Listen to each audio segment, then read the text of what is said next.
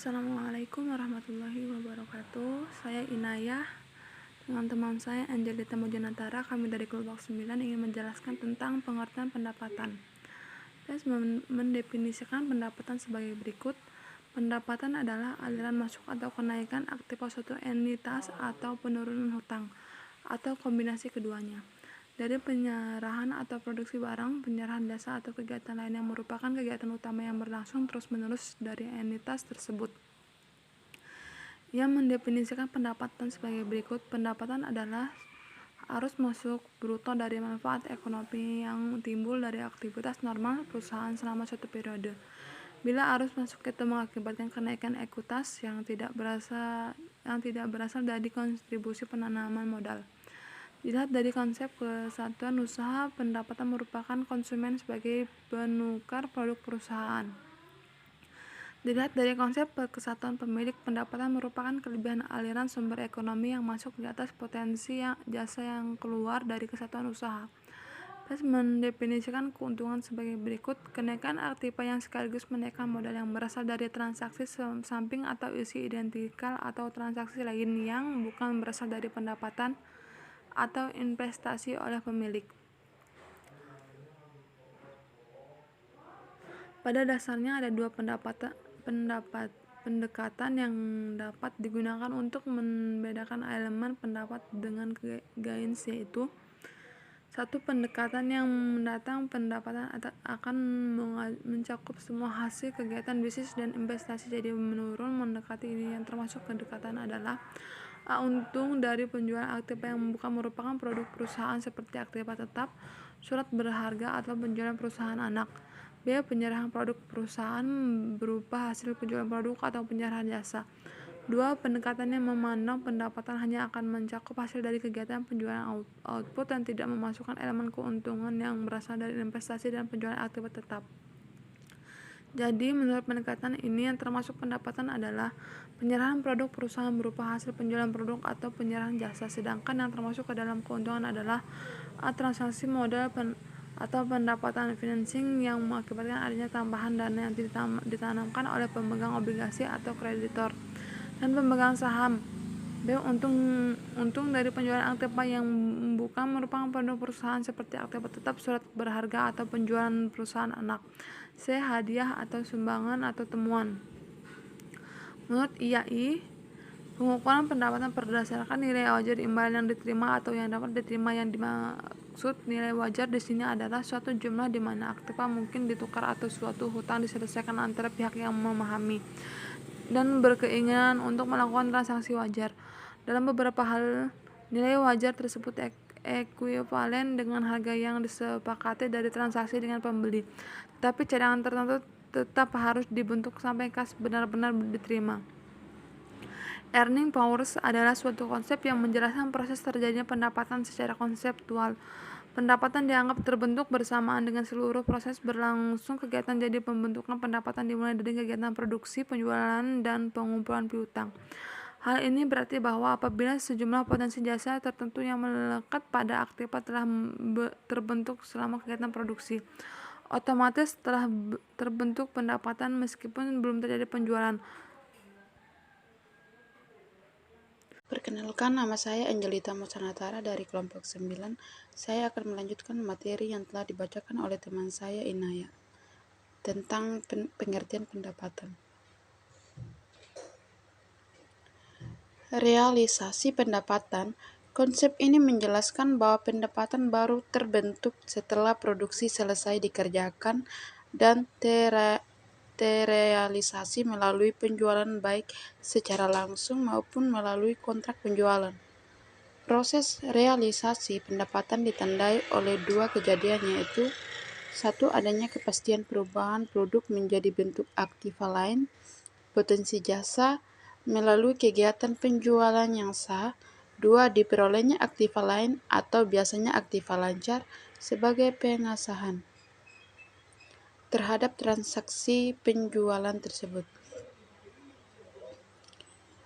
Pengakuan pendapatan. Pengakuan pendapatan sangat dipengaruhi oleh konsep pembentukan dan realisasi pendapatan. A. Kriteria pengakuan pendapatan. Penggunaan kriteria dimaksudkan untuk memenuhi kebutuhan informasi akuntansi yang relevan dan dapat dipercaya menurut FASB. Kriteria untuk pengakuan pendapatan adalah sebagai berikut. 1. Telah terrealisasi, yaitu bila telah terjadi transaksi pertukaran antara barang yang dihasilkan perusahaan dengan kas atau klaim untuk menerima kas. 2. Pendapatan telah terbentuk, yaitu bila kegiatan menghasilkan barang dan jasa telah berjalan secara substansial telah selesai. B. Saat pengakuan pendapatan. Beberapa pengakuan pendapatan yang sering digunakan adalah sebagai berikut. Pendapatan diakui selama kegiatan produksi.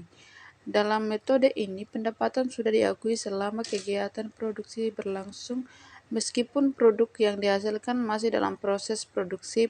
Prosedur yang digunakan adalah persentase penyelesaian dan pada umumnya digunakan oleh perusahaan kontraktor yang mengerjakan proyek-proyek yang memakan waktu beberapa periode akuntansi, misalnya perusahaan pembuat kapal. 2.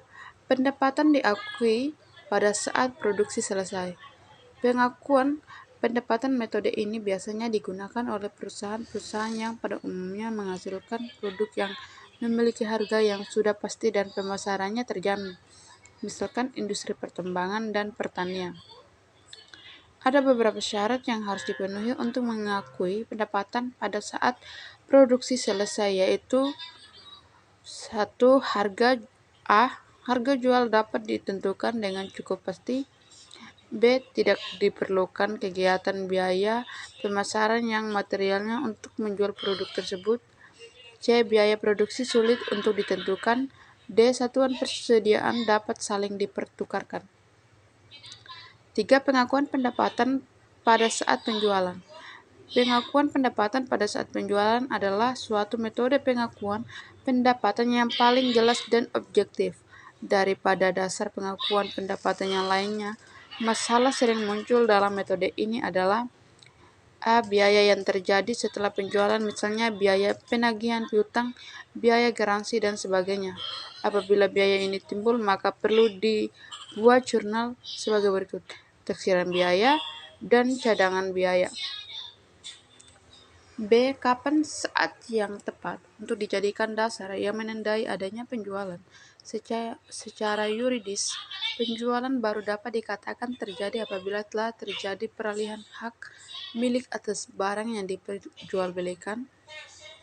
Peralihan hak dipengaruhi oleh syarat penjualan, yaitu 1. Free on board destination atau FOB destination, yaitu penjualan akan diakui pada saat barang sudah sampai ke tangan pembeli. 2. Free on board shipping point atau FOB shipping point, yaitu penjualan akan diakui pada tanggal pengiriman barang. 3. Cost, insurance and freight atau CIF, yaitu penjualan akan diakui pada saat barang sudah sampai ke tangan pembeli. 4. Cost and freight atau CNFF, yaitu penjualan akan diakui pada tanggal pengiriman barang. C. Hak pengembalian barang. Dalam transaksi penjualan, apabila pembeli berhak untuk mengembalikan barang yang dibelinya, maka pendapatan dapat diakui apabila syarat berikut ini dipenuhi. 1. Harga jual sudah cukup pasti dan dapat ditentukan pada saat penjualan. 2. Pembeli sudah membayar kepada penjual atas transaksi tersebut. 3. Kewajiban pembayaran kepada penjual tidak akan berubah apabila produk dicuri, nilai produk berkurang atau produk mengalami kerusakan. 4. Pembeli benar-benar ada. Penjual secara signifikan tidak memiliki kewajiban atau bertanggung jawab terhadap hasil penjualan kembali produk yang dilakukan pembeli. 5. Jumlah nominal pengembalian dapat ditaksir secara cukup pasti. D. Apabila penjualan adalah penjualan jasa, dalam hal ini penjualan adalah pada saat penyerahan jasa tersebut. 4. Pengakuan pendapatan pada saat kas diterima. Metode ini digunakan apabila pengumpulan piutang yang timbul dari penjualan barang atau jasa memiliki ketidakpastian yang besar. Itu saja hasil presentasi dari kami kelompok 9. Atas perhatiannya kami ucapkan terima kasih.